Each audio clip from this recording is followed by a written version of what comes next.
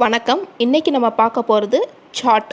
இதை எப்படி செய்யலான்னு பார்க்கலாம் வாங்க. இப்போ ஒரு பேனில் 1/2 ஸ்பூன் எண்ணெய் ஊற்றிக்கோங்க. வெங்காயம், தக்காளி, இஞ்சி, வெள்ளைப்பூடு போட்டு பச்சை வாசனை போகிற வரைக்கும் நல்லா வதக்கி மிக்சியில் ஒரு பேஸ்ட் மாதிரி அடித்து எடுத்துக்கோங்க. அதுக்கப்புறம் இன்னொரு பேனை ஹீட் பண்ணி அரைச்சி வச்ச பேஸ்ட்டு நல்லா ஊற்றி பாயில் பண்ணிக்கோங்க. கொஞ்சம் வாட்டர் ஊற்றி.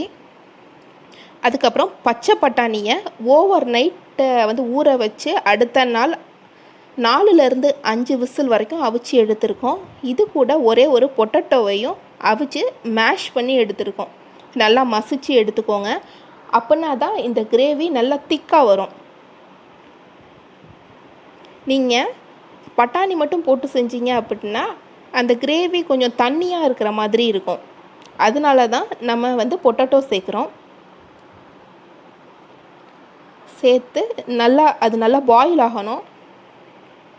இந்த பட்டாணி க்ரீன் கலர் பட்டாணி நாங்கள் எடுத்துருக்கோம். இதில் எல்லோ ஒயிட் நீங்கள் எது வேணாலும் சேர்த்துக்கலாம். இந்த பட்டாணி சாப்பிட்றதுனால எலும்புக்கு ரொம்ப நல்லது. இதில் நிறைய அயன் இருக்குது, ப்ரோட்டீன் இருக்குது, ஆன்டி ஆக்சிடென்ட்லாம் நிறையாவே இருக்குது. நீங்கள் வெயிட் லாஸ் பண்ணுறீங்க, டயட்டில் இருக்கிறீங்க அப்படின்னா இந்த சாட்டை மார்னிங் பிரேக்ஃபாஸ்ட்டாக கூட நீங்கள் சாப்பிட்லாம். இது ரெய்னி சீசனுக்கு ஏற்ற ஒரு பர்ஃபெக்ட் ஸ்நாக்ஸ். இதில் நம்ம மசாலா ஆட் பண்ணலாம். Chilli powder 1/2 spoon, garam masala 1/2 spoon, chaat masala 1/2 spoon, கொஞ்சம் உப்பு. இன்னும் புளிப்பு உங்களுக்கு ரொம்ப பிடிக்குன்னா ஆம்ச்சூர் பவுடர் கூட யூஸ் பண்ணிக்கலாம். இப்போது சாட் ரெடி. அந்த மசாலாலாம் நல்லா வெந்துருச்சு. ஒரு பவுலில் எடுத்துக்கோங்க. எடுத்து கட் பண்ண ஆனியன், தக்காளி, ஓமப்படியை நல்லா நொறுக்கி எடுத்துக்கோங்க. அதையும் கார்னிஷிங்க்கு யூஸ் பண்ணிக்கோங்க.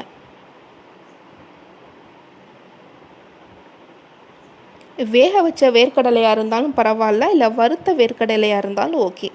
அது கொஞ்சம் போட்டுக்கோங்க. கொஞ்சம் கொத்தமல்லி.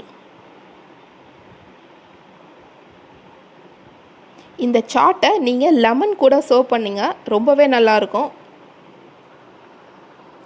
நீங்கள் சப்போஸ் சாட் மசாலா வீட்டில் இல்லை அப்படின்னா லெமன் ஒரு 1/2 லெமன் புழிஞ்சுக்கோங்க. இப்போது பீச் சாட் ரெடி.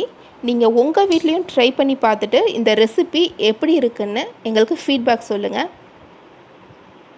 மறக்காமல் ஸ்மைலி சமையல் சேனலுக்கு சப்ஸ்கிரைப் பண்ணுங்கள். தேங்க்யூ.